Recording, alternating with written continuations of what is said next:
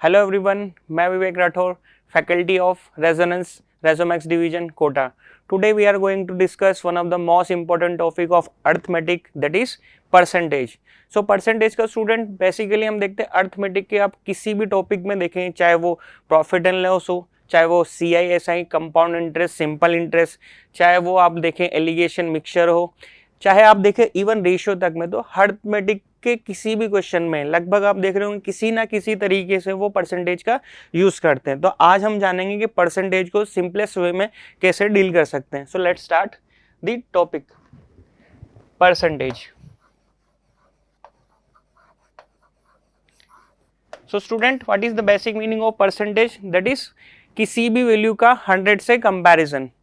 तो आप ये देखें 100% इस तरीके से लिखेंगे, यानी कि 1/1, 100 अपॉन 100 1/1 हो जा रहा होगा. यानी कि आप 100 को कंपेयर कर रहे हैं 100 से, तो कंप्लीट वैल्यू है, तो 1/1 यानी कि पूरे को पूरे से कंपेयर कर रहे हैं. 50% that is 50 upon 100 that is, ये सॉल्व कर लीजिए 1/2. तो यानी कि मैं कह सकता हूँ 50% है तो 100 में से 50. अगर मैं कहूँ 2 में से 50%, तो 2 का 50%, 2 का 50% दैट इज 1. यानी कि हर 2 हिस्से में से एक हिस्सा आपका हो रहा होगा. अगर आपको कोई चीज 50% मिल रही है तो किसी चीज के 2 हिस्से हैं तो आधा हिस्सा आपको मिल रहा होगा. तो इस तरीके से हम परसेंटेज को कंपेयर करके आसानी से सॉल्व कर सकते हैं. धीरे धीरे आज हम इस टॉपिक से पहले ये जानेंगे कि परसेंटेज के फ्रैक्शंस क्या क्या हो सकते हैं, उनको किस तरीके से हम क्वेश्चन के अंदर यूज कर सकते हैं ताकि हमारा जो बेनिफिट है क्वेश्चन को इजीली सॉल्व करने का वो फटाफट हो जाए.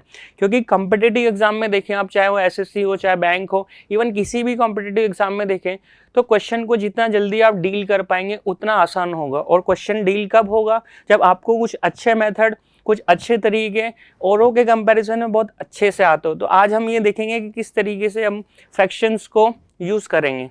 तो सबसे पहले हम आज क्या करेंगे, पहले तो हम जितने भी परसेंटेज वैल्यू है उनके धीरे धीरे फ्रैक्शंस को निकालना शुरू करेंगे.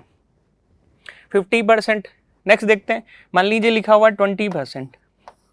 सो 20% मीन्स 20 अपॉन 100. कैलकुलेट करेंगे तो कितना आ जाएगा स्टूडेंट? 1/5. नेक्स्ट मान लीजिए लिखा हुआ 25%, इट इज 25 अपॉन 100, यानी कि कितना? 1/4. इस 1/4 का मीनिंग क्या स्टूडेंट? अगर टोटल 4 हिस्से हैं तो 25% उसका एक हिस्सा आपके पास होगा. तो बेसिकली मीनिंग ये होता है कि 100 में से अगर 25 है तो 4 में से एक हिस्सा आपका हो रहा होगा. नेक्स्ट देखते हैं, मान लीजिए अगर आपको लिखा हुआ है, सपोज कीजिए 33 1/3%. सो स्टूडेंट, अभी तक हमने जो फ्रैक्शन वैल्यू देखे वो सीधे सीधे कंप्लीट वैल्यू थे. अब ये कुछ मिक्स फ्रैक्शन के हैं, तो पहले सॉल्व कैसे करते हैं पहले ये देख लेते हैं. सबसे पहले हम मिक्स फ्रैक्शन को फ्रैक्शन में बदलेंगे. तो 33 into 3 that is 99, 99 plus 1 that is 100 upon 3. जब आप परसेंटेज हटाएंगे तो डिवाइड में 100 आ जा रहा होगा. ये दोनों कैंसिल, तो कितना आ जाएगा स्टूडेंट? 1/3. यानी कि अगर टोटल 3 हिस्से हैं तो 33 1/3, यानी कि एक हिस्सा आपके पास हो रहा होगा. नेक्स्ट देखते हैं, मान लीजिए हमें लिखा हुआ है 16 2/3%.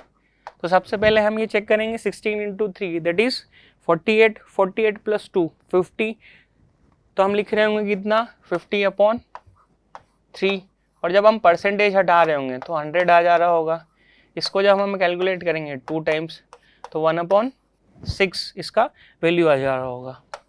नेक्स्ट मान लीजिए हमें लिखा हुआ है 12 1/2%.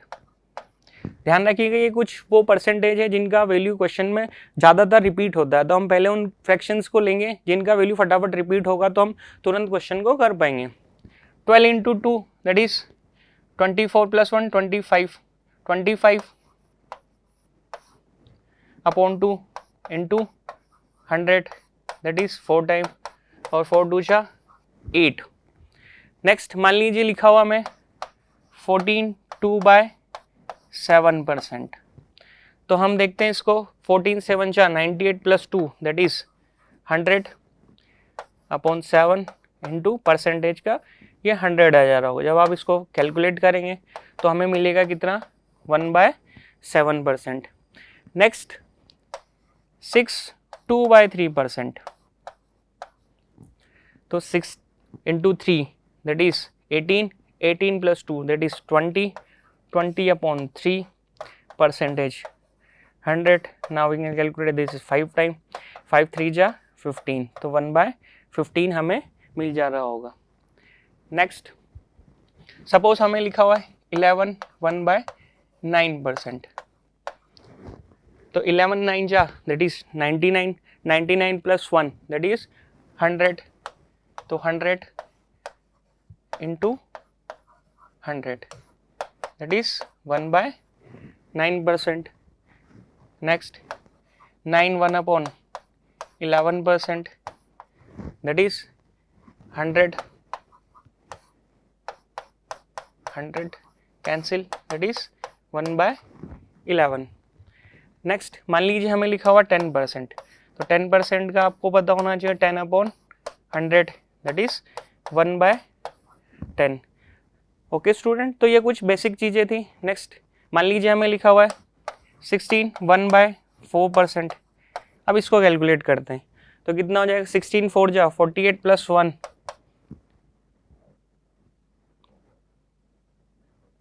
16 इंटू 4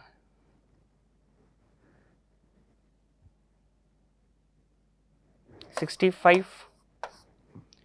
अब आप देखेंगे 4 इंटू 100. तो आप देखिए यहाँ पे कुछ वैल्यू बन नहीं रही है. तो यानी कि हमें इस तरीके के परसेंटेज फ्रैक्शन को याद नहीं रखना, हमें उनको याद रखना है जिनकी फ्रैक्शंस वैल्यू धीरे धीरे बन जा रही हो. अब हम क्या करेंगे, एक बार इन सबको रिवाइज कर लेते हैं ताकि हमें फ्रैक्शंस पता हो जाए सीधे सीधे. 100%, 100% means 1. 50% that is 1/2. 33 1/3% that is 1/3. 25% that is 1/4. 20% that is 1/5. 16 2/3%. तो आपको पता है 16 2/3% कितना होता है, देख लीजिए एक बार. आप इन चीज़ों को धीरे धीरे रिवाइज करते रहिएगा, लगातार देखते रहिएगा ताकि हम क्वेश्चन को बड़े इजीली सॉल्व कर पाए. 16 3 जा 48 plus 2 that is 50 upon 3 into 100. तो हमें कितना मिल गया था, दैट इज 1/6. सपोज अगर मैं बोलूँ 1/7 तो 1/7 का कितना होगा 14. 2/7%. 1/8 तो कितना होगा student, that is 12. 1/2%. 1/9 that is 9 complete, 11 complete. 1/9%. 1/10 that is 10%. तो ये आपको आज हम इस सेशन में धीरे धीरे 10 तक याद रखेंगे, फिर उसके बाद हम चीज़ों को और आगे अच्छे लेवल पे बढ़ा रहे होंगे. अब हम मान लीजिए अगर हमें फ्रैक्शन मिल जाए और उनको परसेंटेज में कन्वर्ट करना हो तो किस तरीके से हम कन्वर्ट करेंगे. देखिए स्टूडेंट, मान लीजिए हमें मिला 3/8. तो इसको हम परसेंटेज में किस तरीके से कन्वर्ट कर रहे होंगे देखते हैं. तो सबसे पहले हमें क्या करना है 3. अब आपको पता जब हमने परसेंटेज हटाया था तो डिवाइड में 100 किया था. अब हम परसेंटेज लगाना चाहते हैं तो यहाँ क्या करेंगे 100 से मल्टीप्लाई. तो ध्यान रखिएगा स्टूडेंट, जब भी हमें परसेंटेज हटाना है तो हम क्या करेंगे 100 से डिवाइड करेंगे और परसेंटेज लाना है तो 100 से मल्टीप्लाई कर रहे होंगे. अब हम कैलकुलेट कर लेते हैं. तो ये आप देख रहे हैं 4 से 2 टाइम्स, 4 से 25. 25 इंटू 3 दैट इज 75 अपॉन 2. तो आप देख रहे हैं कितना आ जाएगा 37 1/2%. तो ध्यान रखिएगा स्टूडेंट, अगर आपको लिखा हुआ मिला 37 1/2% तो आप कितना लिख दे रहे होंगे उसकी जगह fraction value, that is 3/8. Next मान लीजिए हमें मिला, सपोज कीजिए 60%. तो स्टूडेंट सबसे पहले हम देखें 20%. तो इसका फ्रैक्शन वैल्यू कितना था, दैट इज 1/5. तो आप देखिए ये इसका मल्टीपल है तो ये कितने टाइम्स है 3 टाइम्स है. तो ये भी कितना हो जाएगा 3/5. तो इस तरीके से आप ध्यान रखिएगा कि किस तरीके से वो मल्टीपल आपसे पूछ रहे हैं. चाहे तो आप 10 से भी कंपेयर कर लेते हैं, जैसे 10 का 1/10. अब ये इसका कितना है तो आप कहेंगे 6 टाइम है, तो ये भी 6 टाइम हो जाता. तो 2 से सिंप्लीफाई होता कितना आ जाता 3/5. 5, वापस आपको वही वैल्यू मिल जा रही होती। अब इनका क्वेश्चन में यूज़ कैसे करना है ये देखिए। तो मान लीजिए क्वेश्चन में लिखा हुआ है 33 1/3% ऑफ 309 इज व्हाट। तो स्टूडेंट हमें क्या करना है, हमें जिस तरीके से अभी देखा कि अगर हम फ्रैक्शन में लिखते हैं तो हमारा काम आसान हो जाता है। तो अगर हम 33 1/3% की जगह सीधा 1/3 लिखें तो इसको हमें सिंप्लीफाई करने में बड़ा आसान हो जाएगा। तो हमारा वैल्यू कितना आ जाएगा 103। तो बैंकिंग एग्जाम में देखें तो आपको क्या पूछता है, बेसिक कैलकुलेशन पूछता है, यानी कि कैलकुलेशन वाले सवाल होंगे तो हम इनको तुरंत कर पाएंगे फटाफट, फ्रैक्शन वैल्यू अगर हमें आता है। एक और क्वेश्चन देख लीजिए। मान लीजिए हमें बोला गया है 25% ऑफ 404 इज व्हाट। तो स्टूडेंट अभी हमने देखा what is the fraction value of 25%, तो आप कहेंगे सर 1/4, ऑफ का मतलब मल्टीप्लाई 404, तो we can simplify this, that is 4 को 1 टाइम 101। स्टूडेंट ये 0 को नहीं भूलिएगा, अगर स्टूडेंट जल्दबाजी में ये 0 को भूल जाते हैं तो आपका आंसर कितना आ जाएगा 101, आपका आंसर आ जा रहा होगा। नेक्स्ट मान लीजिए हमें लिखा हुआ है क्वेश्चन में 33% 1/3% ऑफ 25% ऑफ 21236, ये हमें निकालना है, इज व्हाट। ओके स्टूडेंट, तो सबसे पहले हम देखते हैं 33 1/3%, दैट इज 1/3, ऑफ का मतलब मल्टीप्लाई 25%, दैट इज 1/4 ऑफ 1236। अब हम इसको कैलकुलेट इजीली कर पा रहे हैं। तो जनरली एग्जाम में अगर आपको टाइम बचाना है तो फ्रैक्शंस वैल्यू बड़े आसानी से आपको याद होने चाहिए, और जितना धीरे धीरे आप प्रैक्टिस करेंगे तो ये एक बार याद होने के बाद क्वेश्चन को बड़ा आसान बना देंगे। तो हम आज के सेशन में अच्छे से प्रैक्टिस करेंगे ताकि हमें आने वाले क्वेश्चन में आसानी हो।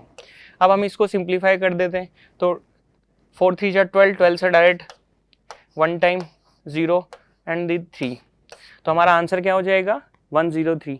ओके स्टूडेंट, तो ये कुछ आज हमने कुछ बेसिक परसेंटेज के फ्रैक्शन सीखे। नेक्स्ट वीडियो में हम मिलते हैं कि किस तरीके से हम इनको कंपेयर करके क्वेश्चंस के आंसर निकाल रहे होंगे। So till then keep study, keep watching. Okay student, have a nice day.